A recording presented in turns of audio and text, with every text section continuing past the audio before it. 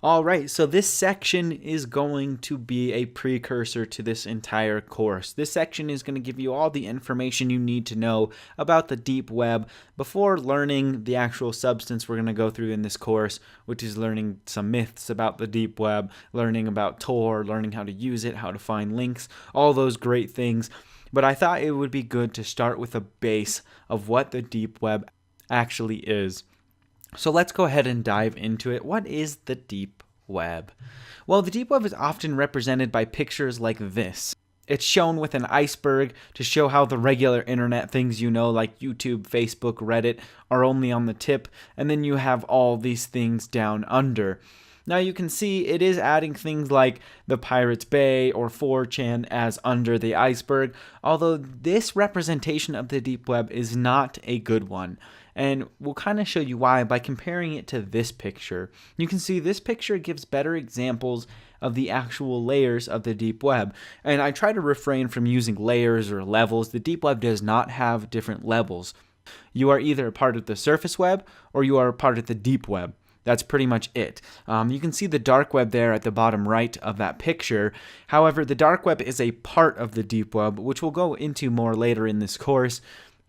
But for now, you need to know the basics of what the deep web is. So what exactly is the deep web?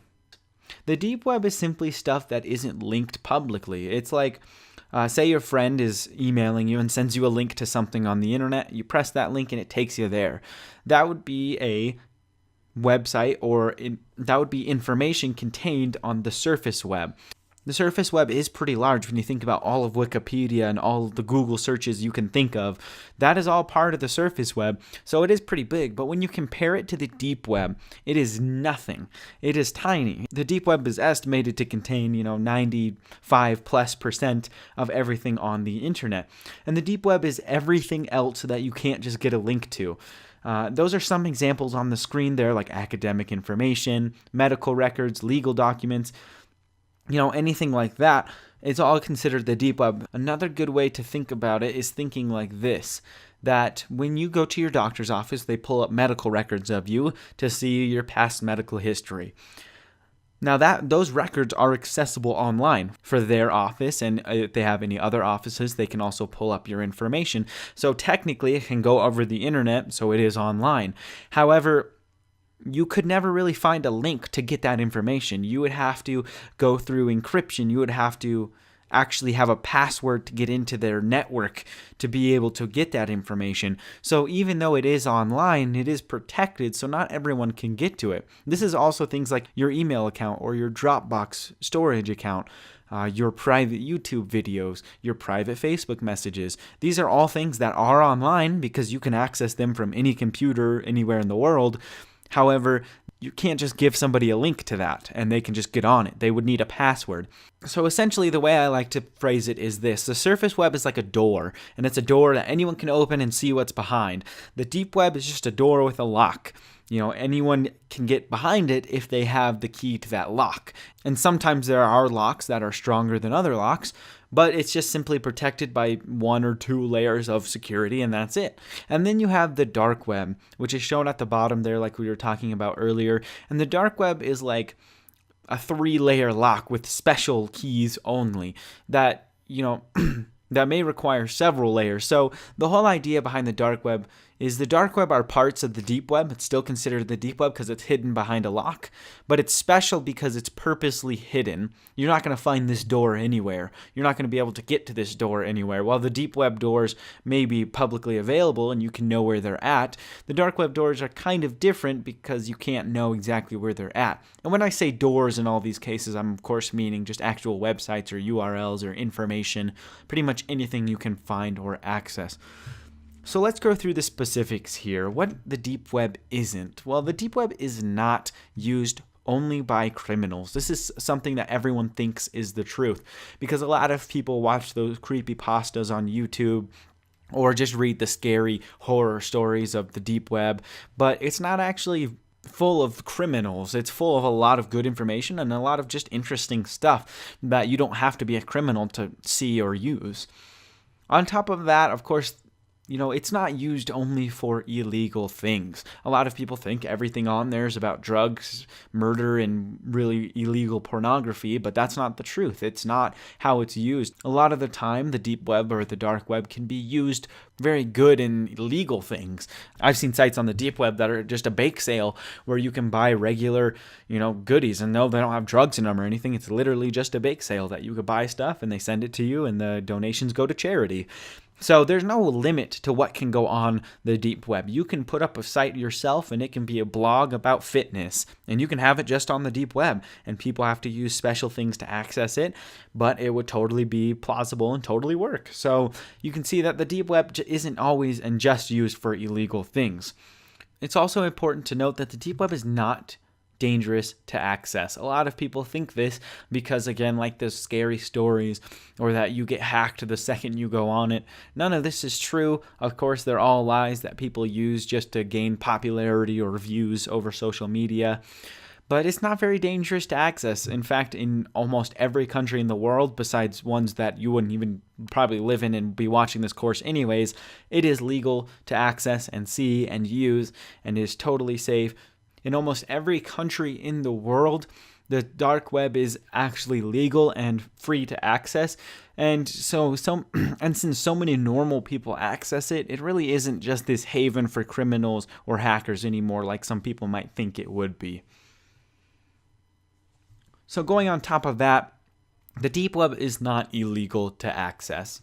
There are a few countries in the world where it may be illegal, but these are countries that block all internet, not just the deep web.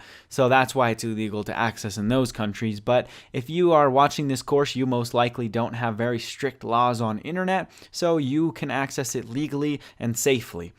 But what can you even find on the deep web? A lot of people ask me that question, what is it even used for? Obviously it's not these things, but what is it for? Well, here are some things you cannot find on the deep web. These are the most popular myths behind the deep web and what people think you can find or see. You cannot find live murders on the deep web. Now, things like this are what spawn the fear and the uncertainty when it comes to using the deep web. Live murders, while they may exist somewhere on the internet, on the deep web, they're not going to be that prevalent. And maybe there's one or two sites that host them, but you are never going to run across these things. That goes along with finding like humans for sale or hitmen for hire.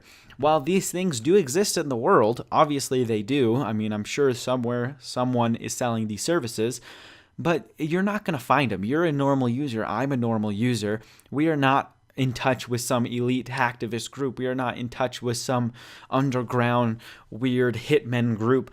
That's the only way we would have access to any of these things. You're not just going to find this site, go on to it, and get access to these resources.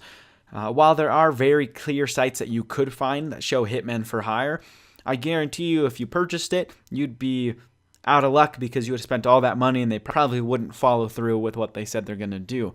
And actually, a lot of the time, these sites are used by FBI to catch people. So these sites are used by the FBI to trap criminals and send them to jail. So these are things that you really shouldn't try to find or mess with. I mean, if this is what you came for the deep web for, then you're going to be sorely disappointed because you won't find these things. So we've gone over what it doesn't have and what you can't find, but what can you find? What does it have that you can actually see and use and buy and interact with? Well, obviously the most popular thing on the deep web is drugs. These are illegal drugs. These are legal drugs. I mean, you can buy medicine for acne treatment or you could buy methamphetamine. I mean, there's literally no real bound to what can be offered on the deep web. So this is something that is actually on there and not something that is just a myth or just a fake. And you can also find disturbing images, but it's important to note that these images are just as prevalent, if not more prevalent, on the regular internet. You do enough searching around on the regular web and Google enough weird things, you will find just as disturbing images on the regular internet.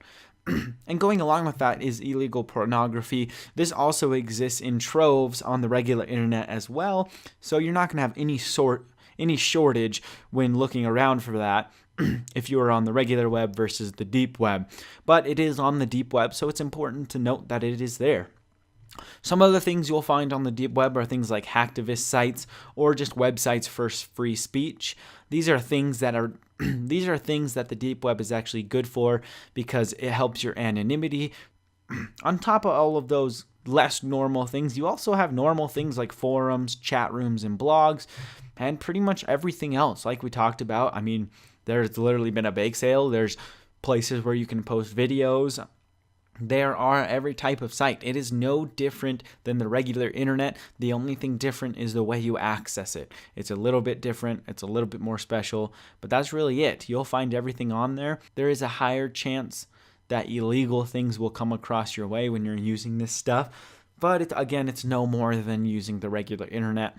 So people don't have to be all afraid thinking they're going to stumble on child pornography when they're just looking around for forums to talk in. It just doesn't happen like that, and it's not going to be a problem that you should be worried about. So hopefully that gives you a better understanding of what exactly the deep web is, what it's good for, and what it is not. In the next lecture, we'll go over how to actually stay safe on the deep web so you can keep yourself protected, and then we'll dive into the meat of this course and go into the deep web versus the surface web and talk about everything you need to know so you can become an expert in the deep web.